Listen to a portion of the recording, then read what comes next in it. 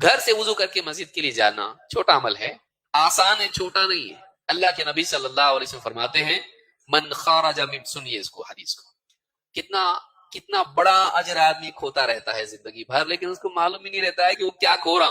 من خرج من بیتہ متطہرا الی صلاۃ مکتوبہ، جو آدمی اپنے گھر سے نکلے وضو کر کے فرض نماز کے لیے، کیا ہونے والا اس کے لیے؟ فَأَجْرُهُ كَأَجْرِ الْحَاجِّ الْمُحْرِمِ، اس کا اجر ایسا ہے جیسے احرام باندھ کے آدمی حج کو جاتا ہے۔ زندگی نکل گئی، ایک آدمی گھر سے وضو کر کے مسجد جاتا ہے فرض نماز کے لیے، اس کا اجر ایسا ہے جیسے احرام باندھ کے حج کے لیے کوئی جا رہا ہو، نے روایت کیا ہے۔ اور صحیح الترغیب میں شیخ الالبانی کہتے ہیں کہ حدیث حسن درجے کی ہے، حدیث نمبر 320 پر ہے۔ کتنا بڑا ثواب ہے، کتنا بڑا ثواب ہے، لیکن آدمی نہیں کر پاتا ہے۔ دوڑا دوڑا آیا، حدیث نمبر کسی طرح سے وضو کیا، ٹخنے بھی سوکھے ہوئے ہیں، آگے نماز میں کھڑا ہو گیا، پھانپتا رہا، سارے لوگوں کی خشوع کو خراب کیا۔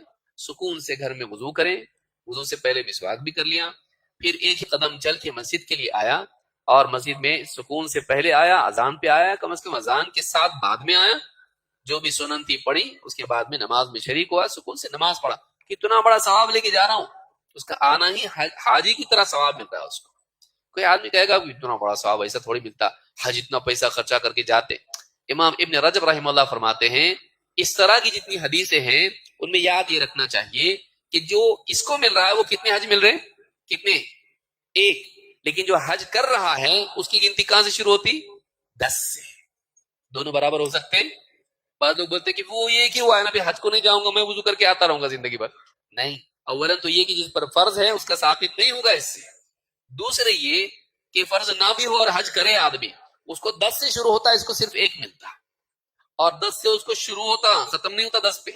الحسنۃ بعشر امثالها الى 700 ضعف الى اضعاف كثيرة، نیکی 10 گنا سے لے کے 700 گنا، بلکہ اس کے کئی گنا زیادہ اللہ تعالیٰ اس کو عطا کرتا ہے۔ تو جب آدمی ایک نیکی عملاً کرتا ہے، حج ہو یا نماز ہو یا کوئی بھی نیکی ہو، تو اس کو 10 گنا سے 700 گنا تک یا پھر کئی گنا اور بھی بڑھا دیتا اللہ تعالیٰ۔ لیکن اس کو کتنا مل رہا؟ 1 مل رہا۔ تو یہ اور حاجی برابر ہے نہیں، وہ 10 گنا سے شروع ہو رہا ہے، یہ صرف 1 پر رکا ہوا ہے، لیکن اس کو مل رہا ہے۔ یہ کتنی بڑی خوش قسمتی ہے۔ کس چیز پہ مل رہا ہے؟ کون سا بہت پہاڑ ادھر سے ہمالیہ اٹھا کے اس کو کہیں اور رکھ دیا، اتنا آسان عمل ہے۔ لیکن آدمی یا تو نہیں جانتا یا تو لاپرواہی برتتا ہے اور اجر کھوتا رہتا ہے۔ تو ایک چیز یاد رکھنے کی ہے کہ گھر سے وضو کر کے نکلنا، پھر دین سیکھنے کی نیت سے مسجد جانا۔